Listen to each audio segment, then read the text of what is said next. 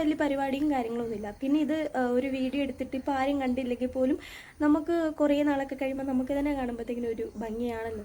പിന്നെ അത് മാത്രമല്ല, നമ്മൾ ഇതുപോലെയൊക്കെ വീഡിയോ എടുത്തിട്ടൊരു ജസ്റ്റ് ഒരു മെമ്മറി അത്രയേ ഉള്ളൂ. അപ്പം അത് നമ്മുടെ ഫോണിൽ സ്റ്റോർ ചെയ്ത് വെക്കുന്നേക്കാളും എന്തുകൊണ്ടും നല്ലത് അത് യൂട്യൂബിലിരുന്നാണ്. കാരണം യൂട്യൂബിലിട്ട് അത് പോകത്തില്ല. Okay, hello and welcome back to my YouTube channel. അപ്പം നമ്മളിന്നൊരു ഓണം സ്പെഷ്യൽ വ്ളോഗാണ്. അങ്ങനെ സ്പെഷ്യൽ എന്ന് പറയാനില്ല, കാരണം പണ്ടൊക്കെ ഓണം എന്നൊക്കെ പറയുമ്പോൾ നമുക്ക് അത്തം തൊട്ടേ നമ്മൾ അത്തപ്പൂ ഇടുന്നു, ഭയങ്കര പരിപാടിയൊക്കെ ആയിരിക്കും. പക്ഷേ ഇത്തവണ കാശില്ലാത്തതുകൊണ്ടായിരിക്കും മേ ബി നമുക്കങ്ങനെ വലിയ പ്രത്യേകിച്ച് അങ്ങനെ ആഘോഷമില്ലായിരിക്കും. ആസ് യൂഷ്വൽ ഒരു നോർമൽ ഡേ പോലെ അങ്ങനെ അങ്ങ് പോകുന്നു, അത്രയേ ഉള്ളൂ. അപ്പോൾ ഇന്ന് രാവിലെ ഏറ്റപ്പോൾ ഞാൻ വിചാരിച്ചു ചുമ്മാ ഒരു വ്ളോഗൊക്കെ അങ്ങ് എടുത്തേക്കാം. കാരണം നമ്മൾ ഇതിപ്പം ആരും കണ്ടില്ലെങ്കിലും ഞാൻ കുറേ വർഷങ്ങൾ കഴിഞ്ഞ് ഞാൻ കാണുമ്പോൾ എനിക്കതൊരു മെമ്മറിയാണല്ലോ. സോ അതുകൊണ്ട് നമ്മൾ ചുമ്മാ ഒരു വ്ളോഗ് അങ്ങ് എടുത്തേക്കാം, അത്രയേ ഉള്ളൂ. അപ്പോൾ പിന്നെ രാവിലെ ജേഴ്സിയൊക്കെ ഇട്ട് വന്നതാണ്. കാരണം ഞാൻ ഭയങ്കര ബ്രസീൽ ഫാനാണ്. 2014 തൊട്ട് ഞാൻ ഭയങ്കര ബ്രസീൽ ഫാനാണ്. ഇതുപോലെ അച്ഛനൊരു ഫ്രണ്ടിനെ വിളിച്ചിട്ട് ഇങ്ങനെ പറയാണ്, എടാ ഒരു പയ്യനുണ്ട് എന്നെ ബ്രസീലിൽ നെയ്മർ എന്നങ്ങാണ്ട പേര്, അപ്പോൾ അടിപൊളിയായിട്ട് കളിക്കുന്നുണ്ടെന്നൊക്കെ ഇങ്ങനെ പറഞ്ഞു. അപ്പോഴത്തേക്കും ഞാൻ നോക്കുമ്പോൾ നെയ്മറോ ഒരു പേര്, നമ്മളിങ്ങനെ ചുമ്മാ ടി വിക്കകത്ത് പോയി നോക്കിയപ്പോഴത്തേക്കും എനിക്കിഷ്ടപ്പെട്ടു. എനിക്കിഷ്ടപ്പെട്ടു. അന്ന് തൊട്ട് ഒട്ടുക്കത്തെ ബ്രസീൽ ഫാൻ. അപ്പോൾ കഴിഞ്ഞ വേൾഡ് കപ്പിന് ഇടാൻ വേണ്ടിയിട്ട് മേടിച്ചതായിരുന്നു. ഇട്ടു. നമ്മൾ ഭയങ്കര എന്താ പറയുന്നത്, ഞങ്ങളുടെ വീട്ടിൽ ഞാൻ, അച്ഛൻ, ചേട്ടൻ, ഞങ്ങൾ 3 പേര് ബ്രസീൽ ഫാനും, അമ്മ അർജൻറ്റീനയും, പിന്നെ ഈ ചുറ്റുമുള്ളവരൊക്കെ അർജൻറ്റീന ഫാൻസാണ്. അപ്പോൾ നമ്മളിങ്ങനെ ഭയങ്കര കളി ജയിക്കും എന്നൊക്കെ പറഞ്ഞ് ഭയങ്കര എക്സ്പെക്റ്റേഷനോട് കൂടി ഇരിക്കുമ്പോൾ ഇനി കളി തോറ്റു. നമുക്ക് കളി നോക്കുന്നു, ഓക്കെ, അതിപ്പോൾ ഒരു ടീമേ ജയിക്കത്തുള്ളൂ, അത് കുഴപ്പമില്ല, ഓക്കെ, മനസ്സിലാവും. പക്ഷേ ഈ കളിയാക്കല്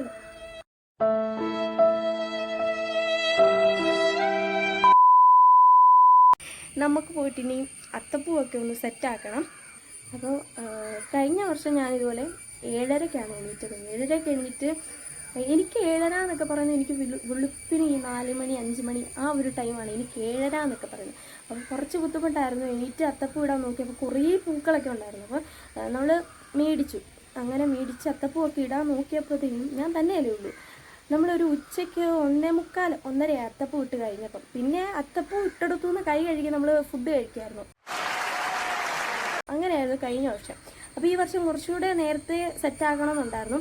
അങ്ങനെ ഇപ്പം എത്രയാണ്, ഒരു 8 മണിക്കാണ് ഈ വർഷം അത്തപ്പൂ ഇടാൻ വേണ്ടിയിട്ടിരുന്നത്. പക്ഷേ ഒരു 12 മണിയൊക്കെ ആയപ്പോഴത്തേക്കും അത്തപ്പൂ റെഡിയായിട്ട് ഉണ്ടായിരുന്നു. അങ്ങനെ അത്തപ്പൂ ഒക്കെ ഇട്ടു. അപ്പോൾ പിന്നെ അത്തപ്പൂ കാണിക്കാം.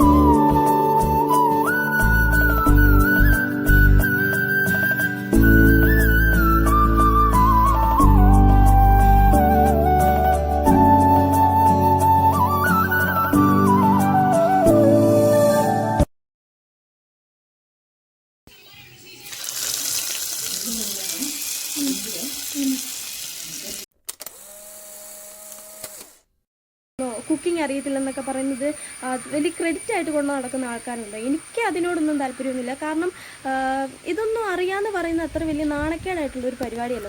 നമ്മുടെ വീട്ടിൽ പണി ചെയ്യുന്നതും അടുക്കള പണി ചെയ്യുന്നതും ഫുഡ് ഉണ്ടാക്കുന്നതും ഇതൊക്കെ നമുക്ക് ആവശ്യമുള്ളൊരു സംഭവമാണ്. അപ്പോൾ അതൊക്കെ എല്ലാവരും പഠിച്ചിരിക്കുന്നതാണ് എല്ലാവർക്കും നല്ലത്. കാരണം മറ്റുള്ളവർക്ക് ഉണ്ടാക്കി കൊടുക്കാൻ പറ്റിയില്ലെങ്കിൽ പോലും നമുക്ക് സ്വന്തമായിട്ട് ജോലി ചെയ്യാൻ അറിയണം. അതാണ് ഒരു സ്വയം പര്യാപ്തത കൈവരിക്കുക എന്നൊക്കെ പറഞ്ഞത്. ഞാൻ അത്യാവശ്യം എല്ലാ കറിയും നല്ല ടേസ്റ്റോടുകൂടി തന്നെ വെക്കും.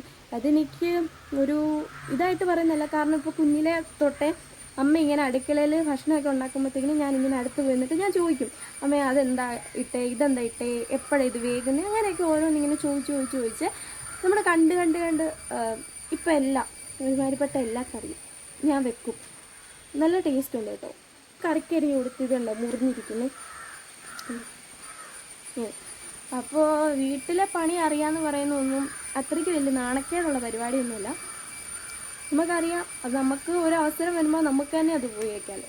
സോ ബോയ്സ് ആണെങ്കിലും ഗേൾസ് ആണെങ്കിലും വീട്ടിലെ പണിയൊക്കെ പഠിച്ചിരിക്കുക, അത്യാവശ്യം അവനവന് എങ്കിലും ഫുഡ് ഉണ്ടാക്കി കഴിക്കാനുള്ള ഒരു സെറ്റപ്പിൽ എത്തുക.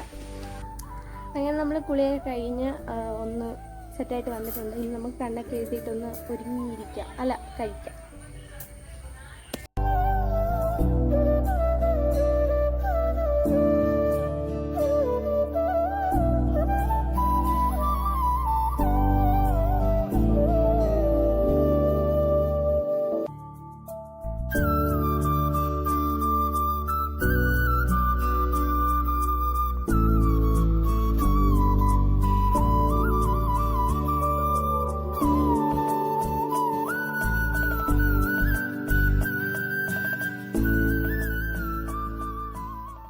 നമ്മൾ ഓണമൊക്കെ സദ്യ, നമ്മുടെ വീട്ടിലെ സദ്യയൊക്കെ കഴിച്ചിട്ട് നേരെ അമ്മ വീട്ടിലോട്ട് പോവാണ്. ഒത്തിരി വലിയ ദൂരമൊന്നുമില്ല, നമ്മുടെ വീടിൻ്റെ അടുത്ത് തന്നെയാണ്. ഇതിലും അടുത്തായിരുന്നു അവർ നേരത്തെ താമസിച്ചുകൊണ്ടിരുന്നത്. പിന്നെ അവിടെ നിന്ന് സ്ഥലമൊക്കെ വിറ്റിട്ട് ഇപ്പം അതിൻ്റെ അപ്പുറത്തോട്ട് പോയി വീട് വെച്ചു.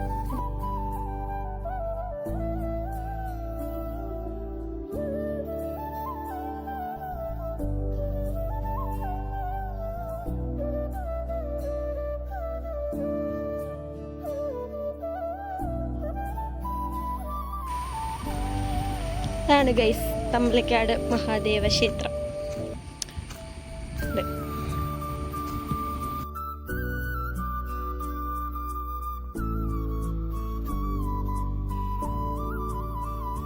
അത്യാവശ്യം നല്ലൊരു കാലാവസ്ഥയാണ്, അങ്ങനെ വലിയ മഴയൊന്നുമില്ല.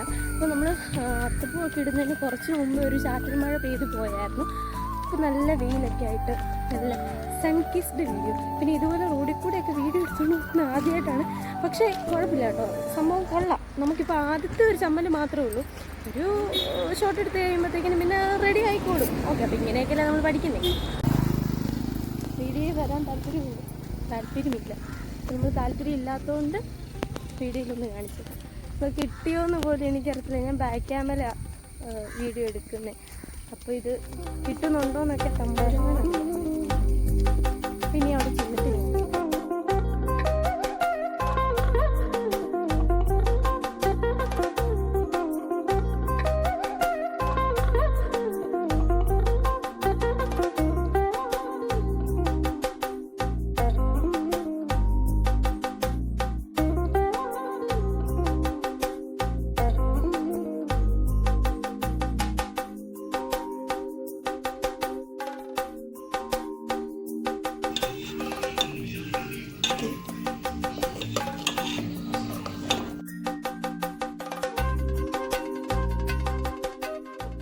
അപ്പോൾ നമ്മളിതുപോലെ പൈസയൊക്കെ കുടിച്ചിട്ട് കിക്കായിട്ടിരിക്കുകയാണ്. അപ്പോൾ ഇത്രയുള്ളൊരു കുട്ടി വ്ളോഗ്.